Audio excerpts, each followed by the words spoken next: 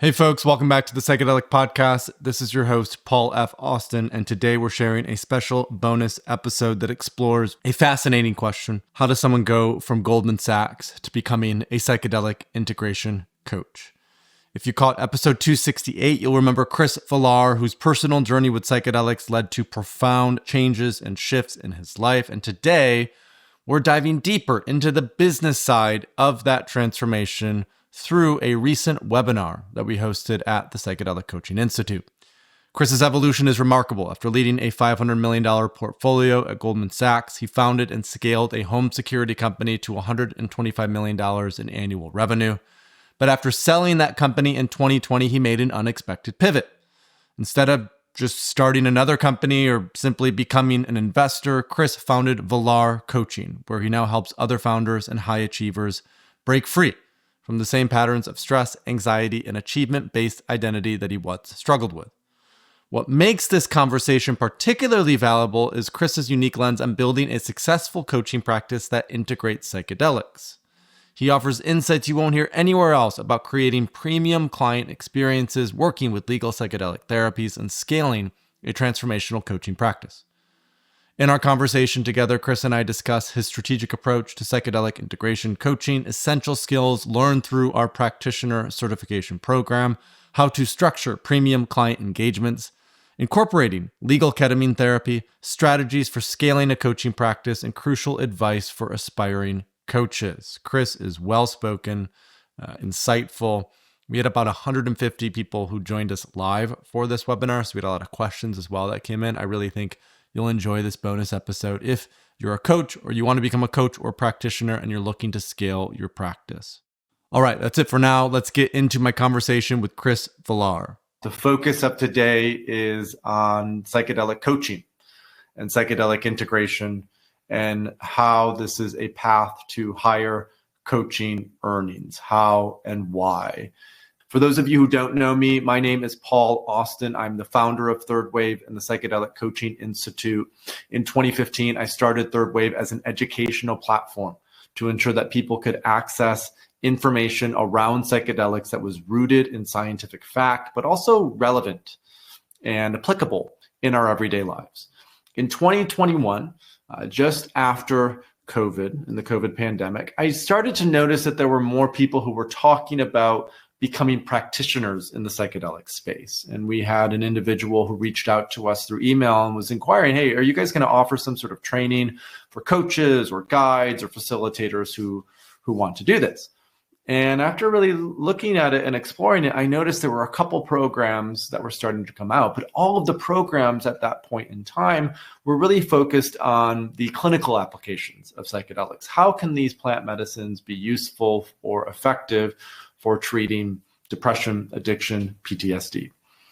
And so I talked to my team a little bit, and I rooted and anchored into my background, which is largely in performance and leadership, growth and development. And I said, how fun would it be if we could roll out a training program, not for the clinical application of psychedelics, but for the non-clinical application of psychedelics? How can we master psychedelics as a skill to help us become better leaders, lovers, and listeners? That's the phrase that I love: better leaders, lovers, and listeners. Because when we work with psychedelics skillfully, they help us to refine our creative approach to life. And let me be clear, the fact that these are so effective for depression and PTSD and addiction is critical. It is so necessary. It's so important. And there are so many people out there who do not have a clinical condition who could still benefit from working with psychedelics in a skillful way. And so in 2021, we rolled out our psychedelic practitioner training program, which at that point in time was called our coaching certification program. It's now called our practitioner certification program. And in fact, we have a couple folks here from our initial cohort. I saw MJ in the house. MJ is one of our faculty in the training program. And we started with an initial cohort of 22 people, and we are now enrolling for our 10th cohort. And so we've had a few hundred people who have now gone through this training program. And in the past, we've really focused a lot of our time and energy on the practice itself, right? How can we become more skillful as a coach, as a therapist, as a practitioner who is working with psychedelics? What's the role of high doses? What's the role of microdosing? How do we master the 5 key elements? Assessment, preparation, facilitation, integration, and microdosing. And what we're noticing more and more is that folks are becoming more interested not only in how can I be a great practitioner, which has to be the baseline point of entry, right? We really have to do this work in a safe, ethical, and integrous way. And more we're starting to ask the question about how do I actually generate an income from this? How do I generate a living from this? I think within this current third wave of psychedelics, one of the other really big conversations is around meaning in work and career. And we have a lot of folks who go through our training program who are transitioning out of financially lucrative corporate positions that they are bored of, that they're not really finding any meaning from anymore, and they want to do something that feels much more aligned and much more purposeful. And in fact, Chris has an aspect of this story. We'll talk about Chris's story in a little bit. And so if that's you, if you find yourself in a current role where you're just not fulfilled and satisfied and you want to get into psychedelics, again, the biggest question often is, well, I'd love to do this. It's really aligned with, my heart and my purpose and my mission, but how do I actually make an income from it? And there are others of you, as we saw in the poll, who are thinking, okay, I'm starting to do this. I've made the choice. I've made the leap. I'm a coach who is actively working. And how can psychedelics help me to be an even better coach? Because if you take away one thing from this session today, all of the coaches that I know who make 6-7 figures a year coaching and doing active practice, they are almost exclusively booking clients through word of mouth. And so there may be programs or online courses that are teaching you, okay, you got to grow your social media, following, and you got to, do a bunch of advertising, and you got to really get your name out there. And that's true to a certain degree. We definitely need to get our name out there. But what I think is true generally with coaching and especially with psychedelics is the 80-20 rule. 20% of the coaches, practitioners, clinicians, and therapists out there will work with 80% of the clients. And so a big question for you is, how do you become that 20%? And that's why we've done so much teaching and training, which many of you have attended before, about the skill of psychedelics, because that's what gets you into that 20%. And there are very particular things that we can do to generate more revenue, to grow our business on the back end. I want to run through a few high-level items first before I bring Chris on to talk about his practice and why he's doing what he's doing. So let's talk about the market trends. The global psychedelic drug market was valued at approximately $1.6 billion in 2022 and is projected to grow at a compound annual growth rate of 12.1%, reaching around $3.2 billion by 2030. So this is happening. It's growing. We've seen a few steps back. MDMA-assisted psychotherapy was rejected last year by the FDA. Massachusetts had a ballot initiative that was rejected. But this is where I love to bring up the sort of hype curve. There was massive hype with psychedelics. We're now in the trough of disillusionment. And now is when the real work happens to build. Google searches related to microdosing grew by 1,250% from 2015 to 2023, according to a federally funded study published by the American Medical Association. In 2020, Oregon became the first U.S. state to legalize psilocybin for supervised therapeutic use. Colorado has now followed in those footsteps. In February 2023, Australia approved the use of psilocybin and MDMA in prescription medications. And since 2020, Canada has permitted certain patients to use psilocybin for palliative care and severe depression under specific exemptions. There are a few other states that are now actively talking about legislation around psychedelics. California has attempted twice. It looks like there will be a ballot initiative in 2026 for California. And Washington State is actively talking about psychedelics, as is, I believe, New Jersey and Connecticut are two other states. And there may be others. If there are others, then that would be great to know. That's a great question, Michael. We'll add that towards the Q&A so we can get into that. And the growing focus on personal growth, mental health awareness, and alternative therapies is driving demand for transformational coaching.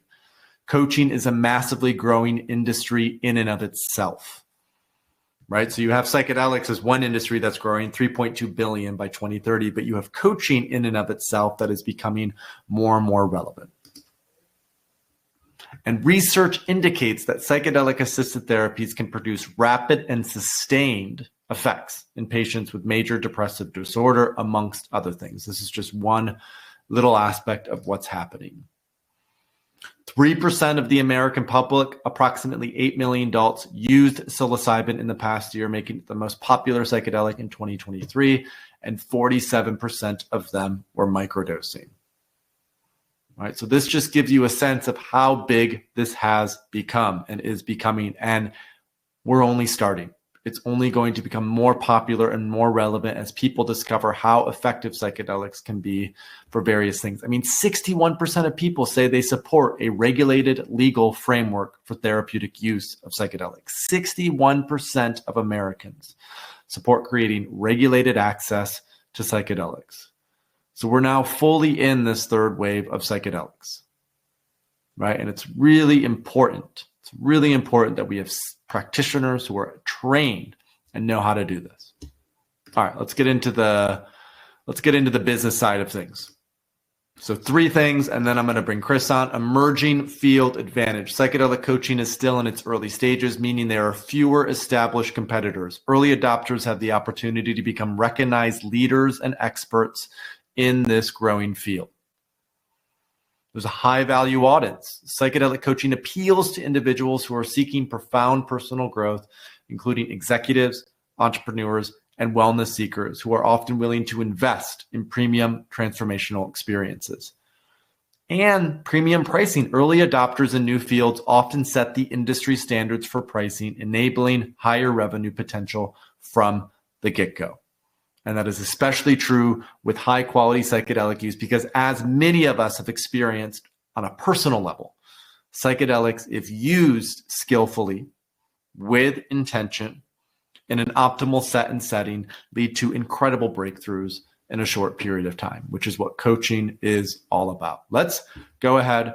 Let's now bring Chris Villar on. Chris, I'd like to welcome you to the show. We'll get into some of these details later. It's great to have you on the webinar, Chris. Hey, Paul, great to see you. Nice to be here. So, Chris, let's start with your story. You have I would say, unusual background, a background that not as many people will be able to identify with here, but yet a very successful one. And I'd love to hear a little bit more about why you chose to transition into coaching, and specifically why you chose to include psychedelics in your practice. Yeah, so the short version of my story is I began my career out in finance. I was an investor and an investment banker at Goldman. Did that for about 5 years before leaving to start my own home security and smart home technology company. Did that for around 13 years, grew it into a decent sized business, and we exited in 2020. And along the way, I'd always really enjoyed helping people grow and develop their careers, helping people figure out where they were stuck, where they were blocked, what was in the way of how they were showing up and where they'd like to show up. And I've been informally doing that since college as an informal coach and mentor. So I really had always gravitated towards helping people. And then after exit, I went through my own phase of a little bit of existential crisis, maybe a little bit of midlife crisis, maybe a little bit of dark night of the soul, transitioning from 13 years of living the founder life, really having a lot of meaning and self-worth attached to the role and the business and the growth trajectory we're on. And then all of a sudden just waking up and having all of that no longer part of my life. And it was a really interesting time to get in touch with myself, really figure out what was meaningful and valuable, what I wanted vocation to look like in the years ahead, and then to really start moving life in that direction. And so it took about a year before I started coaching professionally. And I have been doing that ever since 2021. And why is it that you chose to enroll in a training program for psychedelics specifically, Chris? Psychedelics was one of a few different training programs. I started out with an ICF kind of gold standard, learn the basics of coaching. I did a training program all around flow and peak performance. And psychedelics in particular, it was a couple reasons. One was I had had such a positive experience on my own with psychedelics in the context of what I'd call breakthrough transformation. Tearing myself down, really understanding what my sense of self was, all the stories that I told myself, the limiting beliefs that I carried around, a lifetime of anxiety and stress and burnout that I finally came to terms with and worked through and healed. And so I came from a lot of context of seeing the power in my own story and feeling like I wanted to find ways to help guide and introduce others to that as part of the coaching work. Also having a sense of just the magnitude of responsibility that comes with psychedelics and plant medicine. They're powerful substances, and wanted to figure out the best way to do that in a way that was aligned with skills, that was aligned in a way that could really help people responsibly integrate psychedelics into their life. And so a training program felt like the logical place to start. And, I think you enrolled in our fourth cohort, which would have started maybe mid or early 2023, if I'm remembering correctly. We had our intensive June 2023 at Brave Earth. From the, enrollment process to the sort of graduation over that year, basically in 2023, what were some of the key skills that you learned from that training program that you felt were most valuable as you started to go out in the real world and actually work with clients? I'd say for me, some of the anchors were around preparation and integration. I decided early on that in my practice, I wanted to support people with first of all, just the overall arc of psychedelics. And I guess I would start with actually assessment. Are psychedelics a good fit vis-a-vis where you as the client happen to be? Are they a good fit for your experience, for your background, to some extent from your medical or your psychological condition? And then helping be able to assess when, how, and if psychedelics might fit into, in a supportive way, the coaching journey.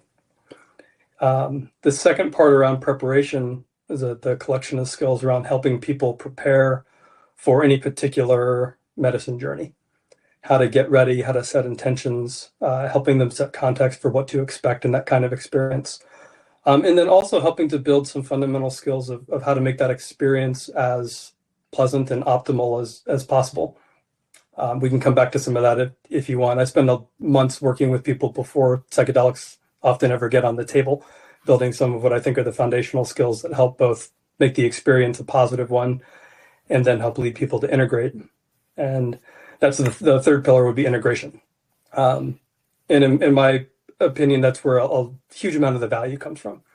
No matter how profound the experience is, the glow of a psychedelic experience always seems to fade. You're back to the same life with the same content and the same issues. And so the magic I've found in my own work and with clients is helping people really build sustainable foundations and sustainable practices for how to integrate the insights from psychedelic experiences in a meaningful way into their life on an ongoing basis. And so let's talk about some of those practices. What are then some of those non-psychedelic practices that you maybe open containers with or help to first establish before you're going deeper into psychedelic work?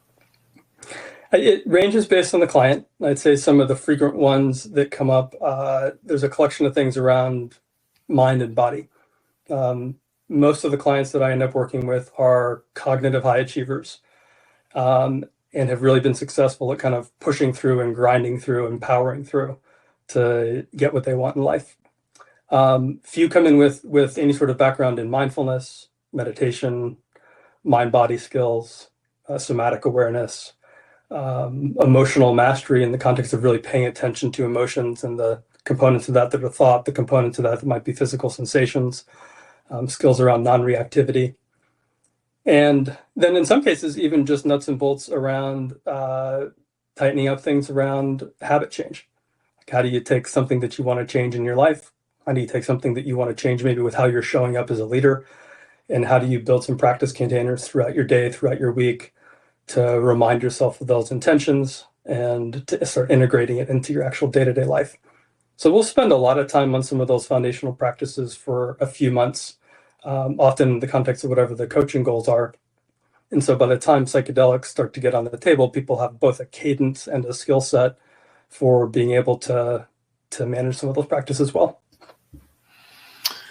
Let's get into the specifics of the business side of things. I wanted to start with a little bit of context about how you got into this work and, how psychedelics fit into your overall flow. I noticed when I was doing some background research, you've come out with a really beautiful personal brand on LinkedIn explaining what you do. And psychedelics, from what I can tell, are one of three pillars that you weave in. So you're not necessarily positioning yourself as a psychedelic coach. You are an executive coach or a high performance coach who works with a few key modalities. So when you're starting to engage with clients, I'd love to first hear about like how relevant are psychedelics for the work that you're doing. In other words, is every single client that you're working with also working with psychedelics?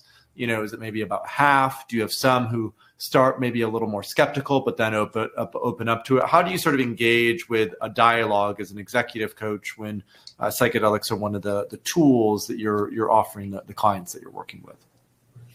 I've found in my experience that people are very interested and generally very open. As soon as I put psychedelics as a third pillar on my website, it became part of almost every discovery call that I have. And in a lot of cases, I have experimented with both proactively bringing it up and saying nothing.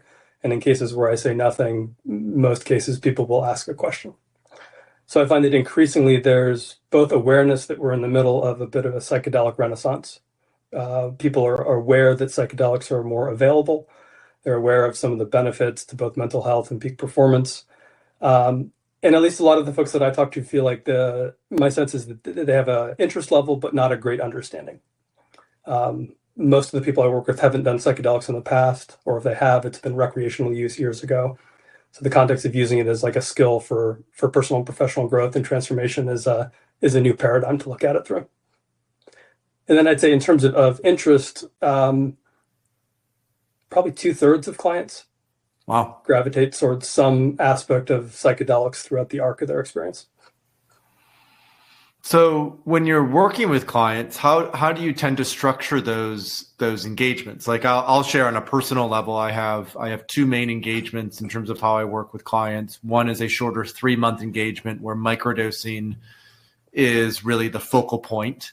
Where I will coach them through maybe a couple structured microdosing protocols with 2 hours of coaching a week, 2 hours of coaching a month. And then I'll have longer 6-month engagements where some high dose work will be part of that alongside some of the low dose work. And what I've noticed again and again, and I'm sure other coaches in here would agree with this, and I think this is a really important point that I want to kind of double click on and open up, is the value of what you offer is determined by the outcomes you help your clients to achieve. And I find when a lot of people get into work with psychedelics or, therapy or even coaching, they're thinking of it as an hourly rate. And that's not necessarily the greatest way to generate value as a coach. So Chris, I'd love to hear you talk a little bit about how do you structure these engagements with clients, sort of the broad brushstrokes, and what have you noticed is the greatest way to generate more value or a bigger engagement or a bigger paycheck from the clients that you're working with? Yeah, let me share a little also about just how I've progressed to where I am, just briefly, because I think it's an illustrative progression. I started out just literally a session at a time, pay as you go. Then I went to kind of what I understood as a classic model of a package, or buy 5 sessions, buy 6 sessions, use it over however long of a duration you want to. And then reasonably quickly, I started taking people on for 2 or 3 month engagements. And so my minimum container back a couple of years ago became around 3 months. Since then, my minimum container has bumped up to 6 months. It's on its way probably to 12 months. My average duration of engagement is somewhere between probably 9 and 15 months. A lot of people will renew beyond the initial container. And what I always start, I've settled into what works really well for me is a process in the discovery cycle of really getting to know the outcomes that we're looking for and why those outcomes are important. And I take a fair amount of time with discovery. I'll have a 30-minute kind of intake as the way to start. But then if there's mutual interest, it usually turns into 2 or 3 additional calls to really flesh out what the goals look like, why those goals are important, how we'll know we'll be successful, and then to build out what a roadmap looks like for how to get there.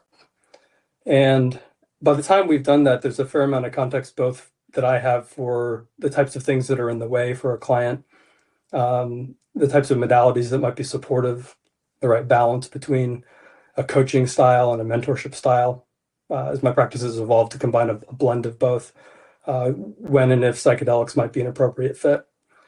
And then I find that process also really ends up shifting emphasis towards, like you were saying, kind of the overall, what's the value of these outcomes if we achieve them? So when we finally start talking about economics, which I usually do in the kind of second or third discovery call, the context is really set around, the meat of the transformation that people are looking for, and really understanding what that will help them unlock on the other side of the work. And what do you find are the most common outcomes that people are looking for? What have you found again and again that you are really able to help people achieve or create or bring to life? And maybe even if you could get specific, how do psychedelics help with achieving some of these outcomes? Yeah, for sure. I'd say that the three pillars outside of psychedelics that I often work people on are what I call fundamental well-being, a sense of rooting your day-to-day life experience with a high sense of peace and calm and relaxation, and balance, regardless of the circumstances that you're in. I find that resonates a lot with high performers now who are burned out and are stressed out and are tired with the kind of relationship they have and the grip that they have around success and achievement. The second pillar is all around peak performance and flow. It's helping people learn more about and then master how to integrate some of the skills of flow states into their day-to-day so that they can both get more done, be more productive with their time, be more creative in their work, be less distracted. And then also for some people, just get a lot more done in a lot less time. So they have more hours in the day to allocate towards some of that fundamental well-being and balance, or to other aspects that they might want to reinvest in their business. The third pillar is, I usually talk about it as conscious leadership or conscious living. It's helping people grow a higher level of self-awareness so that they can really pay attention to how they're showing up for themselves, for others, for their teams, for their companies, and identifying specific leadership behaviors that they'd like to change, and then rewiring those behaviors over time. So those are the three general pockets that I'd say maybe 80% of the work falls into. And I find with all of them that there's a really nice component that psychedelics can play. Behind all of those, there's often some sort of series of stories that people tell themselves, sets of beliefs that need to get torn down, new behaviors that need to get built up, and psychedelics have proven to be a lovely way to help people do that. And is there a particular psychedelic that you tend to lean on more than others? Like, for example, psilocybin mushrooms or ketamine or MDMA? Kind of how do you look at that engagement or relationship? The way I almost always start is referring people to one of the at-home ketamine programs like MindBloom. Interesting. Okay. And the reason I started there from a business perspective, both I had a solid experience with my own experience in ketamine as one of my entry psychedelics. And I found that ketamine, for a lot of people, seems to be a nice way to dip your toe in the water to moderate depth of experience. It's a relatively short time container. And then working with a third party like MindBloom keeps me out of the middle of sourcing and facilitating. So I can help assess with people, is it a good fit? Help people navigate through the process, do a lot of work around the prep and the integration from those sessions, and help people really for a lot of times and dip their toe in the water for the first time around what a psychedelic experience is like. A program like MindBloom is usually 6 sessions. We'll do those 6 sessions over usually 6 to 10 weeks. And then if people are progressing nicely from there and want to go deeper, we can talk about referrals out to other practitioners who can hold space for, say, like a heavier dose mushroom experience, or for like a titrated 5-MeO experience. Beautiful. And that, I think, MJ, you had a great question. How do you balance the offering with the legality of the work? Or how do you protect yourself and provide your offering more broadly? And what I'm hearing from you, Chris, is start with ketamine that is legal and can be provided from a sort of a telehealth perspective through MindBloom.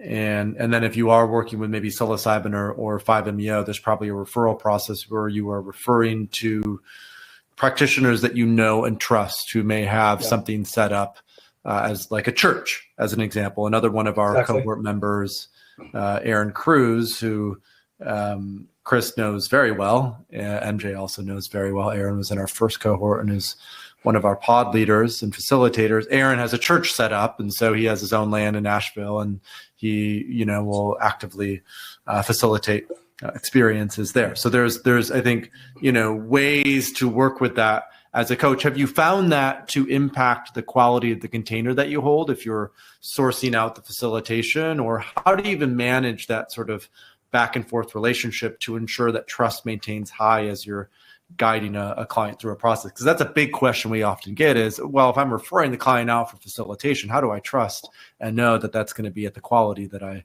want it to be at? Well, I think the way I approach it is I would only refer to someone who I've worked with personally, where I've got a high degree of trust that I've worked with them on a level that I feel comfortable. And I'd say that's another benefit of the training program was, tapping into the network of other practitioners who are doing more direct facilitation with different compounds and different substances.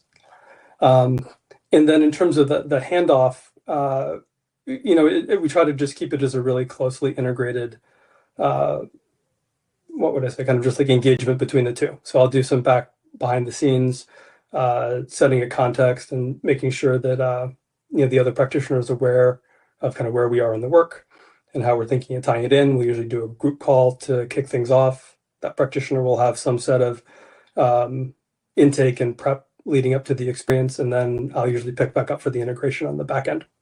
So it ends up being a really, I'd say, kind of what feels like a seamless experience across the board.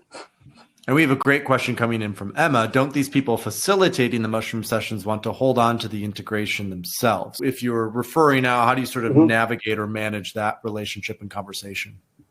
Yeah, I think that's a great question. And it's one that comes up all the time. Usually there's a little bit of overlap in the integration. So say it's a heavier dose mushroom experience, there might be 1 or 2 integration sessions on the back end. In a particular, like the integration session after the journey itself can be particularly helpful, because if that practitioner is taking a lot of notes during the session, maybe they're sitting down after the session to capture what's fresh in mind coming off of the client. It's really helpful to have that session. And then I've also found that just if expectations are set well up front, that there's not a lot of friction between me picking right back up and then taking that integration through the balance of the coaching container. Your question about MindBloom is a great example also. So MindBloom has their own integration coach and guide that in some cases is optional, in some cases is they position a little more as required. But I found a similar thing. Like I'll encourage clients to take advantage of what MindBloom offers. We'll continue to do the integration work and the prep work as part of our container. And then I've always encouraged people, if you ever hear like you're getting conflicting advice or conflicting thoughts, let's just be open and talk about it. But that's never happened to date. So final question, and feel free to repeat, or I'd love for you to expand on maybe some of the things that you've talked about already. For coaches who are looking to expand and grow their revenue sources and potential, who are looking to generate more of an income from this work, maybe whether they're at the beginning or middle or even, a very established coach who is looking for further ways to grow. Why do you believe psychedelics can be such an integral part to help us from a business side of our coaching practice? Why is it that these tools can be very useful as we're looking to generate more revenue as a coach or practitioner who is supporting clients? I'd say a couple things come to mind for me. One would be just taking advantage and capitalizing on more awareness, more buzz, and more interest in psychedelics.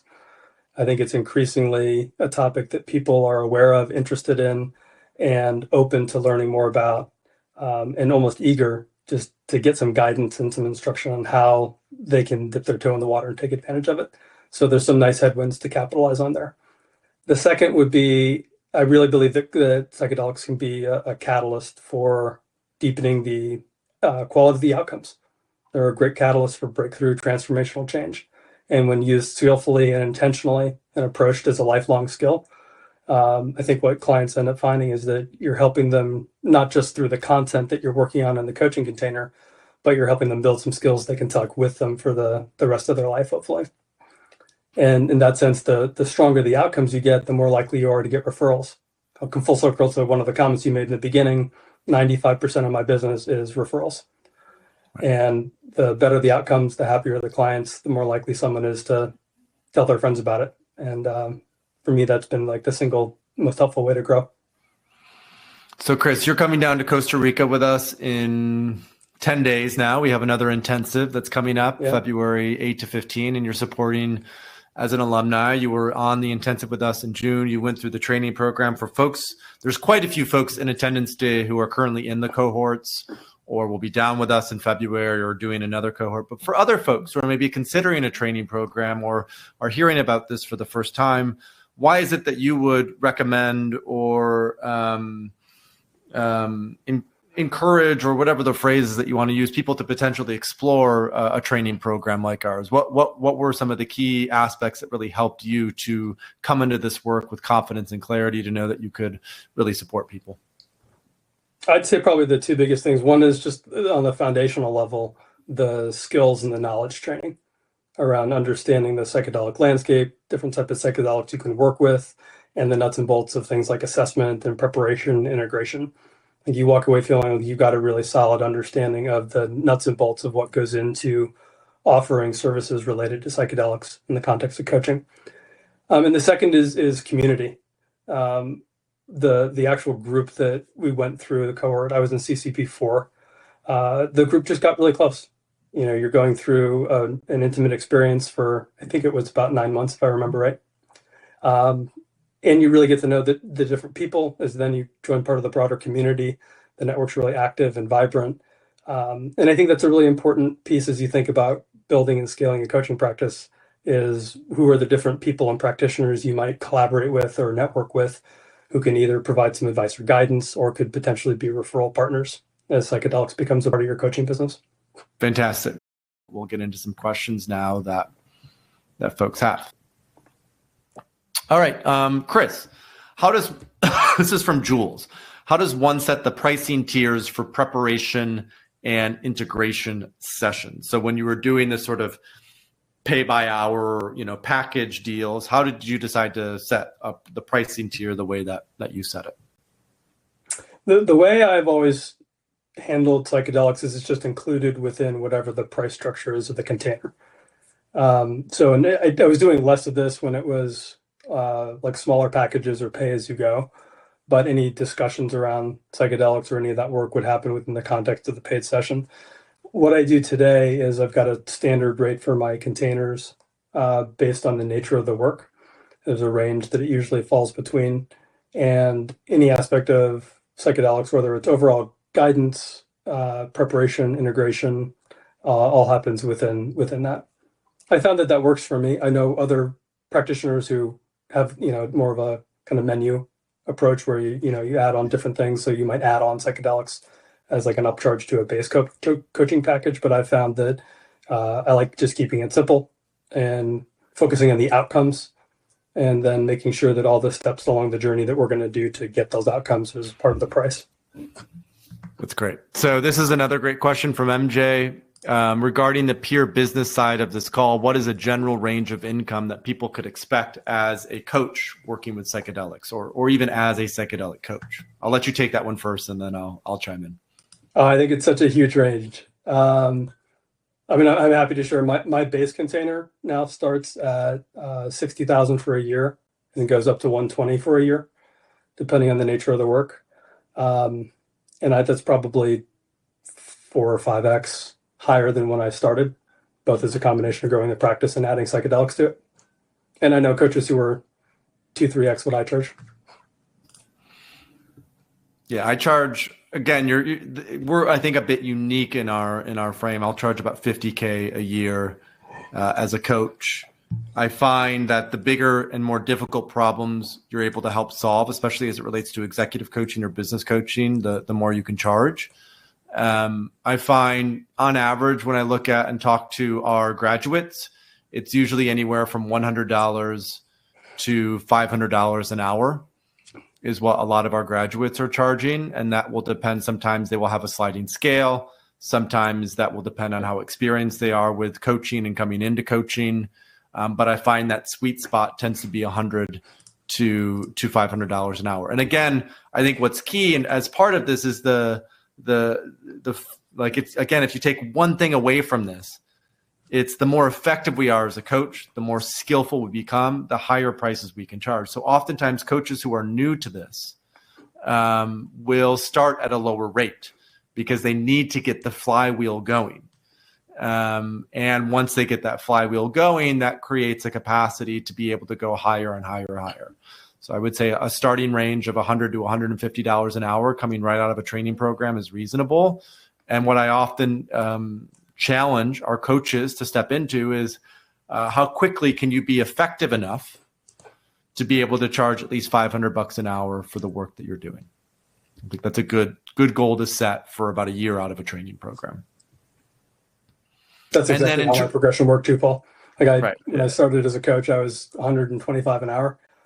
And as I got more experience, more confidence, was more confident that the outcomes, and I really started shifting away from that dollar per hour more towards what's the value of this outcome relative to the client that I'm working with. I love it.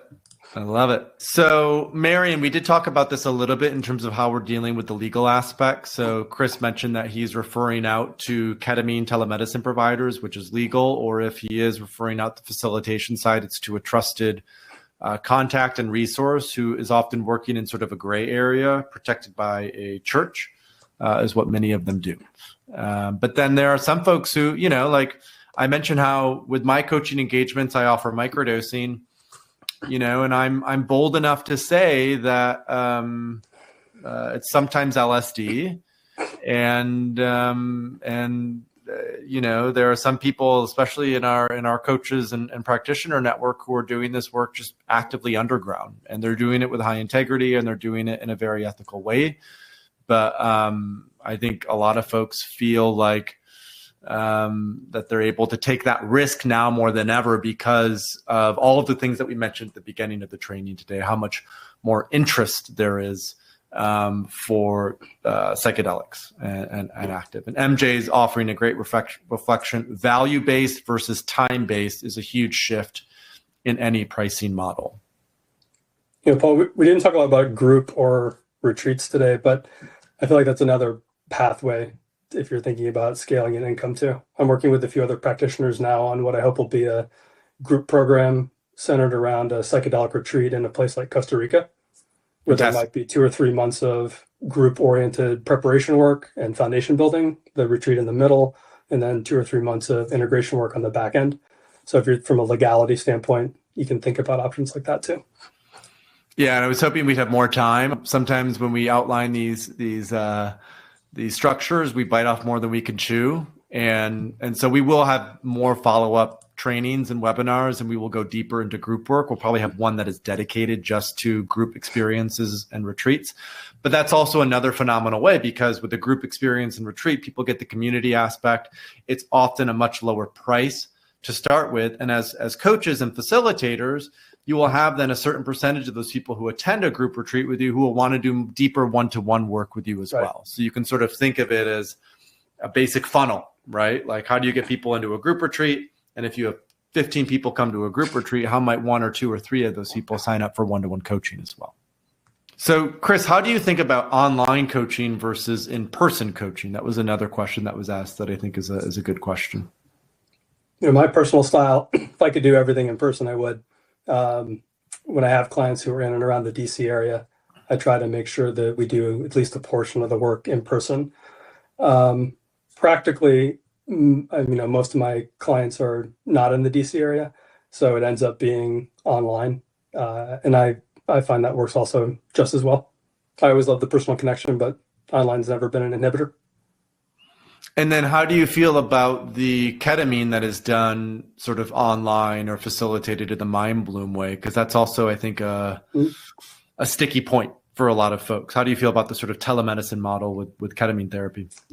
I think it really works nice. By the time someone starts that in the work that I do with them, we've had plenty of context, so they know what to expect, both in terms of the experience, in terms of the process. Mind Bloom requires you to have someone else with you at home, and that guide will check in with both of you prior to the session and then check in with you afterwards. So I found that there hasn't been a lot of resistance to people feeling uncomfortable doing that on their own with the right kind of prep and expectation setting. Love it. And we have a great reflection from Mark here. From what I understand, incorporating psychedelics into a coaching offering can take two forms. The client follows a microdosing protocol and receives periodic coaching sessions to integrate their insights and experience, which I would agree with Mark. And alternatively, a higher dose psychedelic session can be facilitated with the coach providing guidance and support before, during, and after the experience. And I love this model because even from a clinical perspective, this is true. This is what we call psycholytic work versus psychedelic assisted therapy. Psycholytic work is more the low dose that is consistently done that sort of helps to unpack gradual material over time.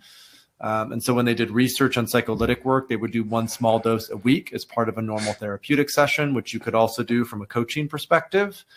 And psychedelic assisted therapy, the emphasis is much more on this sort of profound, transformative, mystical experience of a high dose, and then helping clients to integrate and unpack that afterwards. And there are often different intentions for each one of those. So, Chris, this question is from Dasha. What advice would you give to someone who's 26 and doesn't feel like they have the life experience to coach just yet, but wants to talk about their personal experiences and how impactful they have been up to this point? I'd say a couple things. I'd say if the interest is around coaching, trying to find a way to get into an ICF accredited coaching program could be a really neat way to start. I started with an organization called IPEC that I really loved. And some of the foundational skills there are actually all about making sure your life experience doesn't get in the way of the coaching.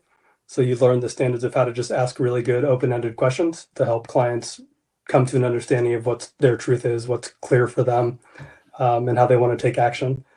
And then if you're looking to talk about your life experience, I found a really nice way to blend that in over time. You know, one part of my hat is a coaching hat, where I keep my own life experience and belief set out of it. And then I can put on a mentor hat and suggest something that I've seen work for me, work for clients along the way as your life experience grows. Fantastic. And what I would add to that as well for Dasha is just to speak authentically and open about your experiences, but don't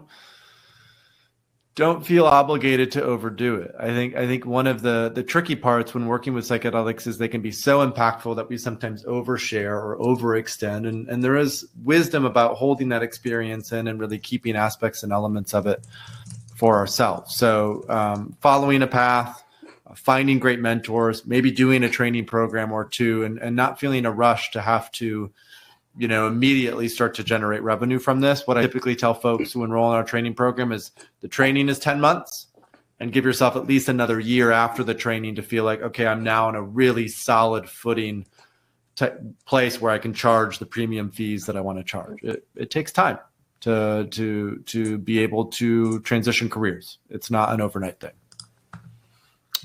Chris, this question is great. It's from Emma. She's curious whether, when coaches or when individuals are paying for, a container, are they often covering that themselves? Is it covered by organizations? What have you noticed in terms of the way that you're working with folks? I'd say it's usually 50-50, maybe 60-40 with the organization paying.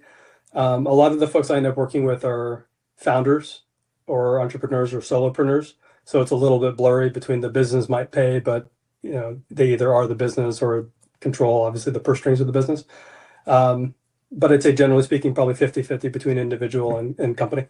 Yeah, and that's the great thing about, working again from a business or executive lens. If you can really focus on that effort, then folks are more willing to pay higher fees because it's often a write-off. It's an expense for their company rather than it coming out of their personal purse.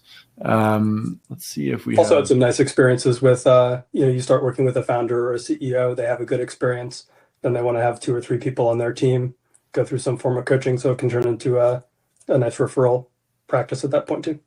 Exactly. So I think last question, I know there's a few others, but last question, then we'll let Chris get on with his day. So if you could start this career again, and we'll say coaching generally, so looking back 3 years ago, when do you think someone's ready to take that step? And what are maybe a few important things to make that leap? that we should keep in mind to really step into coaching, either part-time or full-time? Ooh, great question. I'd say I would get to know a few coaches and ask some questions about what day-to-day life is like, and really try to get some clarity around why you think you'll get lit up by coaching. Make sure that the motivation is really there, and make sure that it's really something you think be interested in. And then I think for me, looking back, there was just this gut feeling of really enjoying helping people. That's been a core aspect of my whole professional life, and even into younger years, even though I wasn't doing it professionally. So if you feel like there's some alignment there, take some small steps to move towards learning some skills, get some practice. One of the things I wish I had done as a coach earlier is just do a bunch of like pro bono coaching, like start coaching people for free before I thought I was ready to coach people and charge money for it. There's no substitute to actually just getting experience. And you talked about the practicum, Paul. I remember being like somewhat intimidated by the 50 hours that I'd need to go get in the practical world, because I was still relatively early in my coaching journey. But that ended up being one of the most enjoyable aspects of the program. It was a forcing function in a fun way to, get out and actually do some of this, which is where you build your skills. Right. And that I think is for our training program. There are a lot of training programs out there that I think overemphasize the academic or the theory or the intellectual. And it's why we have a few months on that and a few books. But we really prioritize and emphasize the applied experience of get active practice, assessing, preparing, integrating, supporting people with microdosing, and do that while you are in the practicum and the training program, because you will get hands-on mentorship and support from your pod leaders and facilitators who have been doing this for quite some time. So there's nothing like applied practice. And just like you don't learn to snowboard by reading a book, you don't learn how to work with psychedelics by reading a book. You gotta get in there and start to actively support folks through that. And the other thing that I would add to that is start practicing how to ask great questions for coaches. One of the most valuable things that we can do as a coach is to ask great questions and to understand how to ask great questions. And I find that the practice of asking great questions is a great way to also just start to cultivate that skill of coaching in everyday life. All right. Well, this has been fun. Chris Villar, thank you so much for joining us. It's really been an honor and a pleasure to have you on. Let's give Chris a big round of applause for those of you who did stick around to the very end with us. We so appreciate all of you who did. I know there were still some outstanding questions, but I'm just mindful of time, and I want to be respectful of Chris's time. So thank you, everyone, and we will see you next time. Hey, listeners, Paul here. I hope you enjoyed our special bonus episode with Chris Villar. If you're inspired by Chris's journey and interested in integrating psychedelics into your own coaching practice, I have an invitation for you. Whether you're an established coach looking to enhance your practice with cutting-edge techniques, or you're transitioning into a more fulfilling career path, our practitioner certification program provides the expertise you need to stand out in this rapidly evolving field. Our next cohort starts March 6th, and we'll be training a select group of forward-thinking practitioners to master the skill of psychedelic coaching. To learn more about joining us at the forefront of the third wave of psychedelics, visit psychedeliccoaching.institute. Thanks for tuning in, and we'll see you next week. Thanks so much for watching, and don't forget to subscribe to our YouTube channel. The psychedelic space is evolving every day, and we have a ton of amazing content that's coming out, and subscribing is the best way to keep up to date with all of that great content.